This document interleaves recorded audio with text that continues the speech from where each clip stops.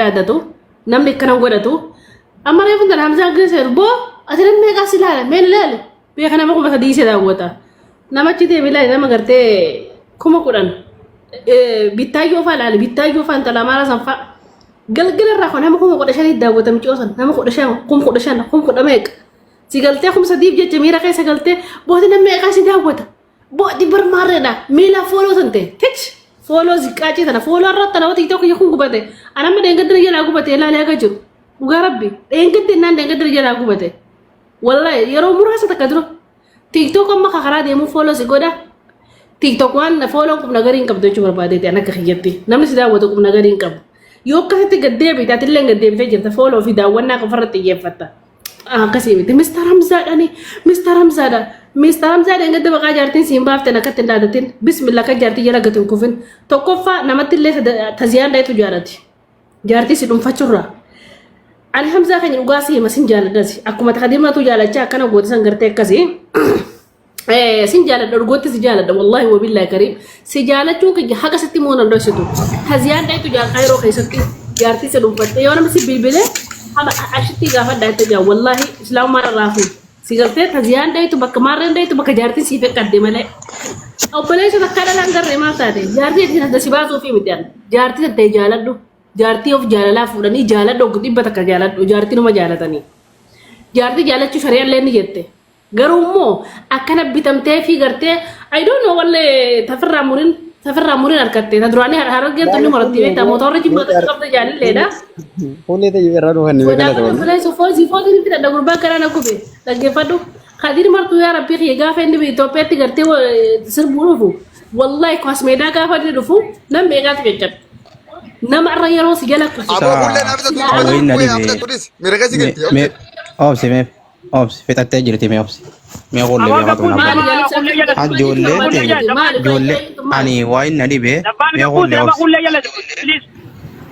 boqotu buyyatu dooma gabuusi jaata beekaan sidii isaa beek laa mirgaa miti obsi mee qolleeti mut ko do kan fetan nabi bi yamma de mut ko do me jaalibsa jegin difam yoo rab shaaduf te jaalibsa qiyya namni hadu sani hadu batudis way Abo carraa boo guddanee baanaati obboleessa mut qabannee tetteenya carraan qabnuuti obsa sinuu kan carraa isee si gaafan aba jaaraa way maal dura Assalamu alaikum.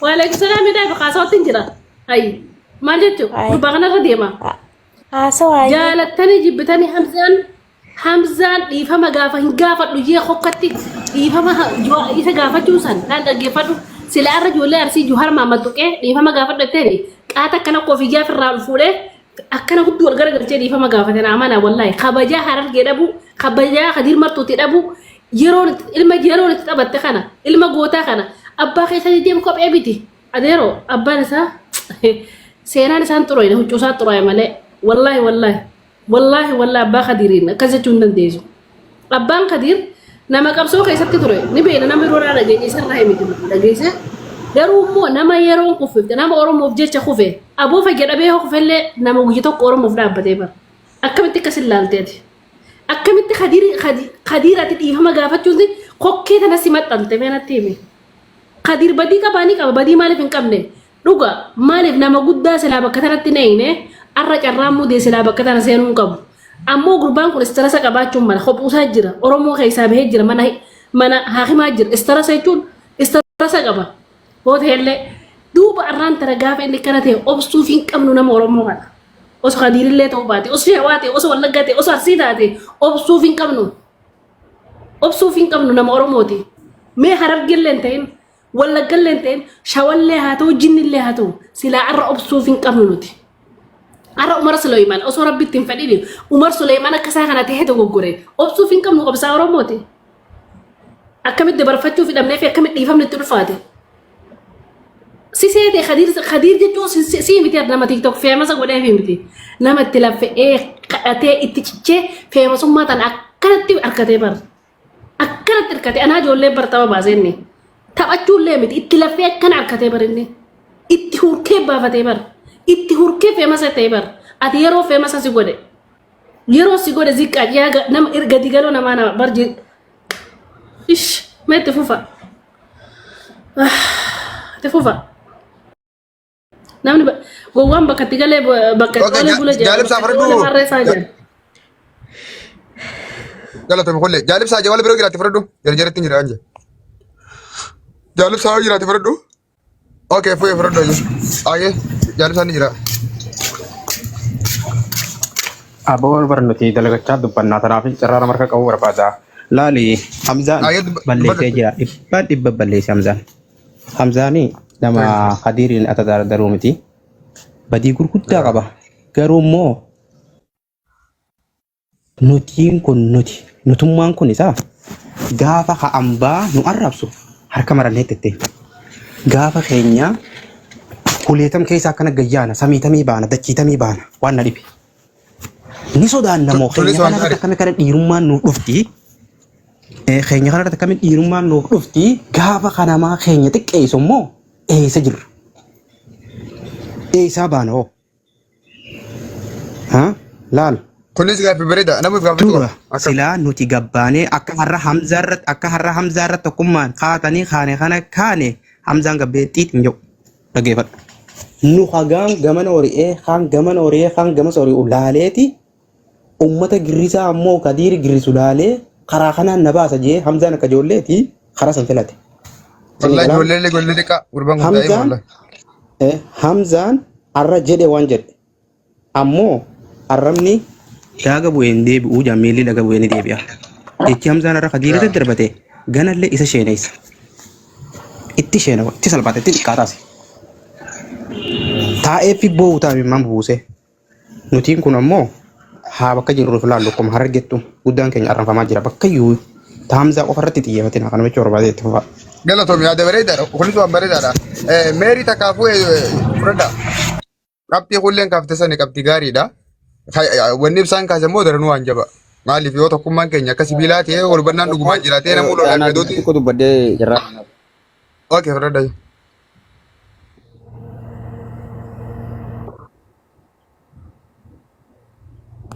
Okay tuuf yabbay. Sagaleen kiyya jira? Jira tuuf. Dabbal sagaleen kiyya jira? Aba sagaleen gani jiraatti fuufee kiyya moosaatu jira dhiroo. Nutti hima Laali waan kullee reefu kaafte sadirratti jaalibsallee nama waan kana dubbatee ture. Maaliif namni keenya kun ogguu waa'ee kara keenya kan akkamitti quba eegee baasee dubbataa jee dhugaadha. Sagaleen keenyatti dhufaa jira boo. Jiraati. Okay tuuf jira. Hamzaan dhugaa dubbachuudhaaf galgala kana ta duraanii badii duraanii gubbatti ta lammaffaa galgala kana baay'ee dalagee ture galgala kana. Ijoollee isaanii obboleeyyan isaa nama gartee yoo inni waatee isaaf dura booyu yookaan sagalee ta'uuf gastii isaarratti ol gafatee bifa xiqqeenyaatiin bifa gartee tuffiitiin ati nama meeqaas ilaalaa been gastii ta'e banadhu akkas goote jee dhaabbatee gastii san irratti itti duule mana isaan silaa namni mana namaatti nama dhufe tiktookiin kun akka mana namaati namni mana namaa nama dhufe kabajaa qaba silaa yaada namaa bakka itti irraa baafteeti deebisaa achi booda tasgabbiidhaan deebiftaaf. Garuu biftinni dhaabbatee jara sanii ittiin deebisee Hamzaa fa'aa ijoollee obsaa warra achirra ture sanii ittiin deebisu bifa gartee muufii onnee miira gartaa waan takka hudii godhu gartee bifa saniin dhaabbatee uummataa deebise. Garuu wanni kun caba lammaffaa yookaan gartee badii lammaffaa inni akka itti tarkaanfatu isa goote wanni kun illee. Namni tokko amma laayivii duraan seenu yookaan viidiyoo duraan waraabesanii dhugaa miira keessa galee waa barreessuu waa dubbatuu danda'a. Waan kan itti deebi'ee galgaluma kana jechuun bifa onneetiin ijoollee sanaan ga'e isin jimaa hogguu qamaatan waan beeytan hogguu jimaa qamaatan waan haasawutiin hin beeytan akka nama gartee fi haasawaayyuu egalee haasawoo beeku tokkotti bifa san dubbatee jechuudha. Kanaafuu ammallee awwanni jiru Hamzaan carraa qaba xiqqoo poointii xiqqoo takka ulaa qaawwa tokko haafeef qaba. Onnee anaa miti dabbaalii miti namoonni ol ba'uu hin dandeenye kaas jala jiran hedduu jira katee keessaan isatti haaru. Akkuma dabbaalreefu jee wanni kun har'aa fi boru guyyaa lama biree kutuu danda'a. Atti booda dhaabbata. Garuu onnee namaa keessatti jecha abbaa Kadiir Martuutiin jette sun ilaa abad ilaa yoomal qiyaamaa jiruuti keessaan bahu. Jaartiin irraati mataa irra dhaattee deemtu kun akkuma kulleen jette duu malti yookaan hiikamuu maltii deemti. Duraanuu hiikamtee turuftee akkuma hiikamtee dhuftee deemti ammas yoo barbaachisaa ta'e. Kanaaf jettee uummata kee bakka boruutti deebitu keessatti akkasi finniq jettee ol kaatee loluun kee suni hedduu uummata haadoochi. Waan reefu jaalibsaan kee diinaa nama bakka biraatti loleeyye. Kana kasi keessa agartee si afaan deebee qottoo sitti qabatu kana. Khadina diina beeta. Diina rakkoon qabu kaalaa ala beeta sun nama kiyyaa miti waan fedhe naan jechuu dandeettee amanta. Kan maqaa kee himatee si fakkaatee ergama namaatiin dhufee akkasitti biinawsanii sima hadochaa jechuudha. An jechi Khadir martuu jeeoo isaa gaariiti ani wanni nan jee hundi naa gaariidha jechira taa'ee gastira taa'ee amsarreef. Khadir ilkitee jechuudha bar gartee yoo ana namni erga Khadir yaadata erga jeefaan isaatiin. Yaa.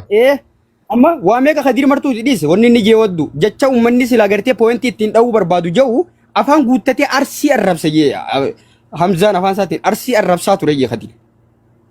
Garuu namni kunas jira jecha inni arsii tuqee kutaa namaa tuqee nagarree ooleyyii fi gartee faarsee bulaa maali minaamini kun yoo kutaate yes kana warra walii galla hin agarreen kan ammoo Hamzaan arrabooda yoo gartee waan kana amma qaawaa hangafeef kanatti itti fayyadamee waan kana dafee ummata kana araarfatuu dandee rabbi isa baase saniin alatti garuu ajandaan ni dabra Hamza ani kutaa ajandaan arraafi boruu haa torbee takka garuu onnee nama kanaa biratti wulii hawaasa kana keessatti hin qabdu bakka hin qabdu sagaleen qabdu dhageeytiin qabdu wulii cabxee haftaa jechuudha sigalee tarmaa jechuu barbaada dubbadha dabbal.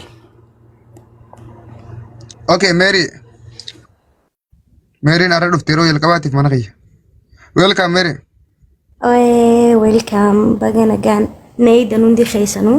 Mary sinta duraan harargee rabsisuni moo tabiraat? Ooman isaanii miti ayyee achuma dhaabbatu gotak. Okay, carraa keetti ufi Mary. Ooman eegooti. Egaa dabbal keenya waan hin joowwan illee sila akka nama takkatti Hamzaan jecha san balleessee jira. Jecha jedhanii amma jaartii gorsee na fakkaata. Khadir martuu wallahi jaartii gorsee akkamitti isiin arsiidhaami waan jaartiin gorsite natti fakkaata amma dubbiin tun. Amala keessatti sitti wal beekaa waan dhagootanii yoo ta'u. Jagnummaa jechuun yaani uffata miti. Gochi hojii fi gocha Khadir martuu amma amata meeqa nuun laffeeti. Nu maan beene amata 30 guutuu akka malee akka namni hin taane ta'eeti nu wacha miidhame jechuudha. Ammas garagalee isaa arrabsuun kuni keessaan dhaqee maaliif hin gorsin? Khadir keenyaati guddaa keenya waan ta'e kanaa sirraan eegamuu jeeni maan gorsin? Nama xiqqaan wallahi Khadir martuu jechuun nama xiqqaa jechuudha. Ijoollee yoonii fi dhaqanii gorsan hayaa jaan hin didu. Maaliif inni Khadir martuu Hamzaan kun balleessee jira ammaan akka yaada keeyyatti jaartii gorseen ja'an kana. Harargee arrabsitee arsii jeen an kana harargee jaartii isaati gorseen jaamale waan biraan joon. Yaa, shakkiin qabu. Okay. Shakkiin qabu. Akka jetteen dhageesse akkaanan sin argin uummata.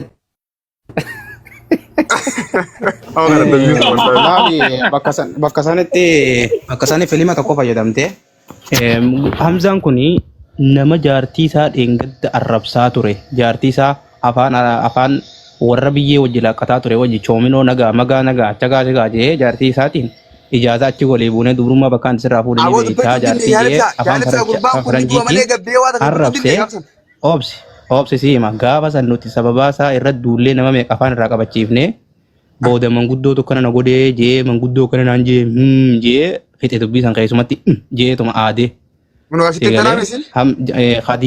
Khadirilleen bakka san tuqeeni jira yaa gowwa jeen gaafa dheengadda jala fara harkisan jaartii teessim jette jeen harree ta'ee yoo barbaadde immoo miilaan jalaa butaa jeen harreen asitti dhabe eegalee san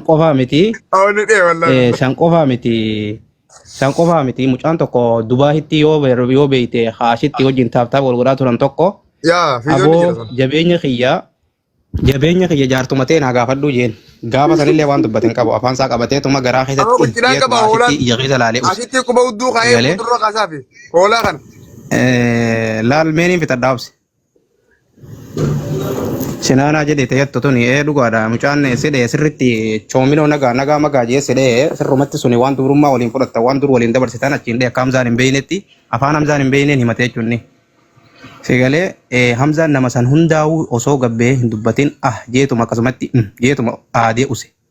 Umar Suleymaan sirba keessatti gisee yaadattan sirba isaa sirbee duubarra waan dubbachuun isa dhabdee jee fixa sigalee akkasi fixe Hamzaan waan san dubbachuu dadhabee jechuu aadee sigalee dhukkubsatee hunda miidiyaa kanarraa hunda miliqee jechuu gaafa san.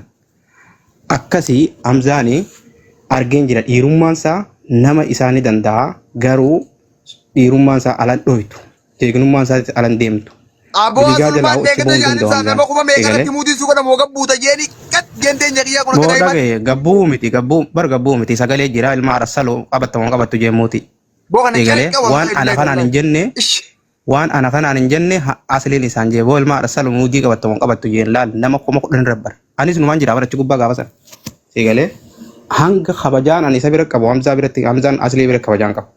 Hamzaan kaayiroo tana keessatti nama gizee gabba'u hijaaba Yaa, uffatee daa'im. gabba'u hijaaba dhalaa. Akkas. Wallahi jaba haadha gabbaa. Hijaaba dhalaa uffatee gabba'u nama ashittiin dura deemtee karaa agarsiiftu san qofaa miti dhiirummaa qabaa fi fitta amantummaa qabaa fi konfidensii qabaannaan kalooyitaa arba shiriin isaa kaatee deemu tan oowwaa fi qabban ofirraa achiin keenya tan ofirraa achi kaayaa gabba'u konfidensii qabaatee see galee doomaan Yaa. konfidensii hin qabaanne qaama ofirraa mataa ofirraa konfidensii hin qabaanne akka diirii waa jechuun danda'u. Har'aa Okay, amma kana goona. bakkaas Jaalisa kiyya kana goona. Eegalee. Asumarratti fuudhee kiyya ni dubbatta. Yeroo takka isin hundi dubbattan ni hamana godha. Laa. Fuudhee ogu takka. Ayyee akkana goona amma. Maal jee qoyme. Akka yaara Bashir jaartisaa jaalatta ayyee baga jaalatte. Amma kana goonu. Hamzaa amma dhawutti hin jirru. Hin xuyne lolliin jalqabne. Hamzaa ashitti isin hundi as jala jirtan carraa dhumaa takka takka ni qabdan. Yoo dandeessan edur gabbaatanii uummata bal'aa fi hajiirii fi abbaa hajiir dhiifama gaafatanii waliin jiraannu tokko. Wallaahi ana dabbaalee sinjee yoo ashittii fi Hamzaan isin paantiidhaan siree irratti imimmaan buustanii waliin bohuu baattan anaatu cidhaan akka Hamzaan hin qabne san hin qabne ashittiitu qubamunnee na kaayuun xuroo naa kaasa akka Hamzaa sanitti. Carraa isa dhuma qoosaa godhaa jirrami koblaa jirrami waan xiqqaa si fakkaata. Yuutuubatti sadaqaa shaqalattanis ni kaafna. Tiktookis ni kaafna. Engada gaafa ol fuutanuu khaliifaa fi burqaa fi sheesheefaaf maallaqa diyaaspooraan isin buusee wal isin fuusise jiran. Badhaama dabbira dhumateera hin jiru. Ashitti sirna dhageeffadhu. Si kabajaa Anuu turre. kuma takkaan kan nebbalayto. Anuu qarshii ku doolaara kuma takkaan kan Thank you. sababa mucaa kanaati. Thank you. Dhageeffadhu amma kana goona laa. Ashitti intala baaliyyooti gannee si kabanyee mataarra si kaannee ol si fuunee si faarsaa baanaarti. Ammallee kabajaa sii qabna. Kabajaa sii qabnu san garuu Dabbal. kiyaar koy isin fita. Salaam alaikum. Waalaikum salaam. Takkisa Salaam goona. alaikum. Salaam alaikum. Dabbal. Takka qofa na dhagaye. Takka qofa na dhagaye. Dabbal takka qofa na dhagaye. Ayya maal jette? Laal Hamzaan. Gadi beechuun aarsiidha. Kiyaar Ka jirmu. Ka jirmu. Abbaa qubee qoy gutak. Gariiba jechuun maal jechuudha? Abbaa qubee qoy. Dabbal. Gadi beechuun maali kiyaar? Obboleessoo. No, gariiba jechuun warra ummata karaa baalee deemu saniin. Ummanni karaa baalee deemu uummata baalee qofa moo uummata Gariiba guutuudhaan? jechuun nama itti Nama meeqa deema karaa baalee? Ummata guutu. Uummata guutuudha. Gadi beechuun duba kutaadha. Kutaa Oromooti. Kiyaar Oromoon kutaa meeqa qaba? Ummata guutu. Qoy abbaa qubee yeroo takka. Abbaa qubee yeroo takka pillis. Aboo kiyaar Aboo. Oromoon kutaa kudha takka qabaatu. Kutaa Oromoon haala kaa'e maqaa gadi baja'u naa kennu kutaa Oromoo keessa. Dabbal. Wallahi dabbal jirtu. Gaaffii kenaa deebisi. Maqaan gariiba jiru hin jiru kutaa Oromoo guutuu keessa. Hayyee jecha takkitti Khadiir martuu Injiruun Arsii sinjee. Baalee Khadiir laa Arsii Baalee si komandoo akkana gee takkitti naa kannayye. Takkuma eega gariibni Arsiin ta'in naa kannati kabira. Kadirmo. Hin dhageenyaati. Amma naa kannee amma Hogga sirraa hin dhagaan dhageenyani. Arsii kana ummata Yoo gariibni Baalee naan gette yoo girrisaan Baalee naan gette yoo Faaya, waan viidiyoo saltuun hattuun isaatiin Baalee naan gette faaya. rakkoo qabu sirraan fudhadhaa. Ani jecha Khadiir kan hin dhagee gariiba hattuu girrisaa hoolaa kanaan dhagee ka Arsii Baalee yoo naa kanni taate amma saatii kana keessa kiyaar. No. Gowwaanis dhagaye. Dhagaye dabbal. Hayyee. Dhagaye dabbal. Dabbal dhagaye. Saltuun Hararge bikka cufa jirti. Hattuunis daldaltuunis bikka cufaa jirti. Siigalee. Garuu Khadiir dogongoree jira. Dogoggora Khadiir irra jiru baaba Arsii arrabsee naan gette kiyaar pilis. Mee Hamza baay'ee anaaf Hamza waliin galu ni beekaa. Kiyaar sagalee takkitti qofaa sirraa fedha. Of course. Sagalee takkitti Khadiir martuu qofa ta'e Arsii arrabsee naan gettu san dhiifama. Naa kan ta'e booni dhifta. Haya si himu. Naa himu osoo taane naa kan ta'a. Shamarran Arsiiniin gudeeda je. Aboo diam salami diam boo dhageeffadhu kiyaar na dhageeffadhu isin ka Suudaan keessatti Khadiir martuu basaasee mootummaa qabsiisee ajjiisaa ture isinii miti san duraa miti sun Eenyunni. gurbaan amma lubbuun jiru ka Suudaan keessatti Khadiir martuu ajjeechaadhaaf saaxilaa ture ilmeenyuti Akkasi deemuu fi akkuma kadir martuu amaara ta'ee harargee dhalate sunillee amaara arsii dhalate kaa. Harree arsii dhalate. Ilma haadha salwatu. Gabbuu idem. Gabbuu idem. Atuu amaara isin hundinuu amaara yoo barbaadde. Lali dabbal keenya isin irraa hin baasana takka jarraa naa kannaame dabbal keenya dabbal irraa hin bu'a. Itu bataaf Tinggal coba kiar Bashirona taati wallahi. Baanoo dho jira kiar. Oi dabbal ummata keenya dhageeffadhaa. Wantiin itti Khadiir martuudhaa arsii yookaan baale yookaan sikkoo mandoo jee tokko ragaan qaban. Yaa. Garii baqachuu yoo arsii ta'e baale ta'e. Kiar baanoo dho. Kootu Khadiir martuu Oromoo dha jiidhi fama gaafa duwwaliin asu nagas taanaan ta'uu baannaan deem. Rakkoo takkan qabu. Kanaaf ammoo bakka Khadiir martuu arsii yookaan sikkoo mandoo yookaan baale jee abbaan fedhen fiduusi hin jennees hin jiruus hin jiraatus. Osuma kabaja wajjaa sun dabbal keenya jarraa tana takka naa kanni.